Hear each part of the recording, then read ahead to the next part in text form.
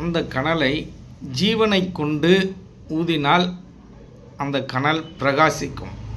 பிரகாசித்து அந்த உடல் முழுக்க அந்த பிரகாசத்தன்மையை பரப்பும். இது எத்தனை பேருக்கு தெரியும் அப்படின்னால், இந்த சித்த வித்தை பயின்றவர்களுக்கு மட்டும்தான் தெரியும். எப்படி எந்த ஜீவனை கொண்டு போய் எங்கேருந்து அந்த கனலை ஊதுறது அப்படின்னு யாருக்கு தெரியும்னா, அந்த சித்த வித்தியார்த்திகளுக்கு மட்டும்தான் தெரியும். மற்றவர்களுக்கு தெரியுமா அப்படின்னா தெரியாது. ஆனால் சித்த வித்தை செய்பவர்களும் அதை சரியாக பயன்படுத்தி கொள்கிறார்களா அப்படின்னால் அது மிக மிக குறைவாகவே உள்ளது. ஆகவே இதற்கெல்லாம் அடிப்படை காரணம் என்னவென்றால், நிறைய விஷயங்களில் நாம் சிக்கிக்கொள்வது, புற விஷயங்களில் நாம் சிக்கிக்கொள்வது. இப்போ ஆசிரமம் போல் என்ன பண்ணணும் அப்படின்னு கேட்டிங்கன்னா, 8 மணி நேரம் ஜபம் கம்பல்சரி இருக்கணும். ஆரம்ப காலத்தில் ஒரு 3 மணி நேரம் ஜபம், அடுத்தது அப்படியே நீங்கள் அதிகரிச்சுக்கிட்டே போகணும். 5 மணி நேரம், 6 மணி நேரம், 7 மணி நேரம், 8 மணி நேரம் ஜபத்தில் நீங்கள் நிற்கணும். இப்படி ஜபத்தில் நின்னால் மட்டும் பத்தாது. கருணை வேண்டும், தயவு வேண்டும், விருப்பு, காமம், குரோதம், மோகம் இதெல்லாம் இருக்கக்கூடாது.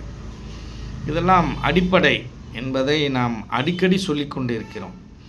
ஏனென்றால் இதையெல்லாம் நீங்கள் விட்டால் தான் நீங்கள் பெருநிலையை அடைய முடியும். இல்லைன்னா நீங்கள் சமாதி நிலையிலே தான் நிற்க முடியும்.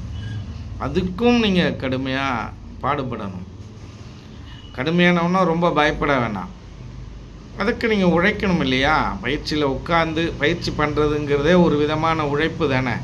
அந்த உழைப்புக்கேற்ற ஊதியத்தை இந்த இறைநிலையோ இல்லை இந்த இயற்கை நியதியோ சிவானந்த பரமஹம்சரோ கொடுக்காமல் விடமாட்டார்கள் என்பதை நாம் தெளிவாக தெரிந்து கொள்ளணும். இப்போ இந்த பணம், இந்த தங்கம் இதெல்லாம் இந்த மனிதர் கூட்டம்தான் இதை தூக்கி பிடிச்சி பெருசாக பேசுது. சிவவாக்கியருக்கு இப்படி ஒரு நிகழ்வு நடந்தது. என்ன நடந்தது அப்படின்னு கேட்டிங்கன்னா, அவர் இந்த மூங்கில் கூடை பின்ற ஒரு பெண்ணை திருமணம் பண்ணிக்கிட்டார். திருமணம் பண்ணிக்கிட்டு வாழ்ந்தார். அப்போ இந்த மூங்கிலை வெட்டி தான் அதில் கூடை செய்யும் அந்த முறை இருந்தது. அப்படி ஒரு முறை மூங்கிலை அவர் வெட்டும் பொழுது அதிலிருந்து தங்க மணிகள் அங்கேருந்து கொட்டினதாகவும் அதில் இருந்ததாகவும் ஒரு விஷயம் சொல்கிறாங்க.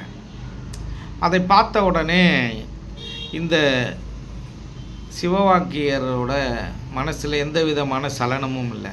அவரோட மனைவியிட்ட சலனம் இருந்தது. அந்த தங்கத்தை நம்ம எடுத்துகிட்டு போகணும் அப்படின்ற ஒரு உணர்வு இருந்தது.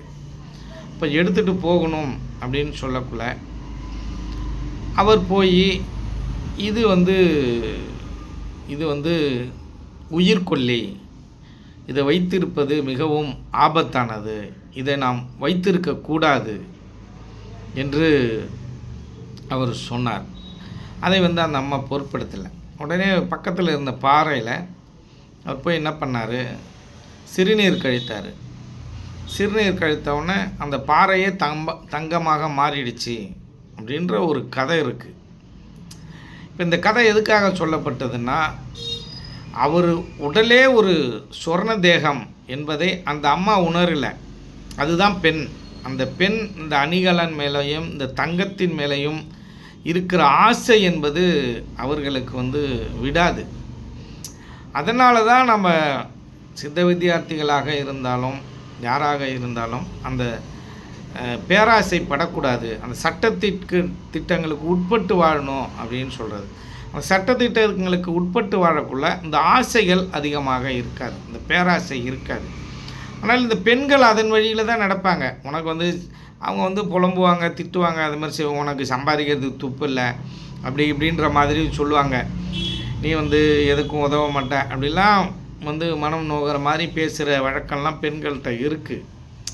இயலாமை அப்படின்னு சொல்லுவாங்க. அப்போ ஆணுக்கு கோபம் வந்துடும், வீரியமா அப்படியா அப்படின்னு அவங்களை அனுசரித்தே வாழக்கூடிய சில பேர், நிறைய பேர் இருக்காங்க. சில பேர் என்ன பண்ணுவான், ஒரு பைக்கில் போயிட்டே இருப்பான், பின்னாடி இடிச்சிருவான். அவன் ஏதாவது விரட்டுவான், 2 பேருக்கும் வாக்குவாதம் ஆகிடுச்சுன்னா அவன் அடிக்க வருவான். இந்த பெண்ணு பார்க்கும், அவன் வந்தால் மட்டும்தான் ஆம்பளையா, நீ ஆம்பளை இல்லையா, அவன் அடிக்கிறான் நீ அடி அப்படின்னு தூண்டி விடும். நம்மளே சைலண்ட்டாக இருந்தாலும் இப்படிப்பட்ட பெண்களும் இருக்கிறார்கள். சில பெண்கள் நீங்கள் தனிவாக இருங்க அப்படின்னு சொல்கிற பெண்களும் இருக்காங்க. இதில் அதிகபட்சமாக தூண்டி விடுற பெண்கள் தான் அதிகமாக இருக்காங்க அப்படிங்கிறத நம்ம தெளிவாக தெரிஞ்சுக்கணும். நம்ம ஏன் அப்படின்னா நம்மளோட கொள்கையோ சில விஷயங்களோ சில பேருக்கு தெரியாமல் இருக்கும். ஒரு குடும்பத்தில் பெண் வித்தியார்த்தியாக இருக்க மாட்டாங்க, ஆண் வித்தியார்த்தியாக இருப்பார். அப்போ இந்த கொள்கைகளை பற்றி அவருக்கு தெரியும். சில நேரங்களில் பெண் வித்தியார்த்தியாக இருப்பாங்க, ஆண் இருக்க மாட்டார். அப்போ இவருக்கு அகங்காரம் இருக்கும். இப்போ 2 பேருக்கும் யார் வித்தியார்த்தியிலேயே அவங்களுக்கு அதிகமாக இருப்பதற்கு வாய்ப்பு இருக்குது. அதனால தான் சாமி என்ன சொன்னாங்க, 2 பேருமே சித்த வித்தியார்த்திகளாக இருந்து திருமணம் பண்ணிக்கணும் அப்படின்னு சொன்னதுக்கு காரணம், அடிப்படை காரணம், இந்த உலக மாயையில் நீங்கள் சிக்கிக்கக்கூடாது என்ற ஒரே காரணத்தினால தான் சாமி என்ன பண்ணியிருக்காங்க,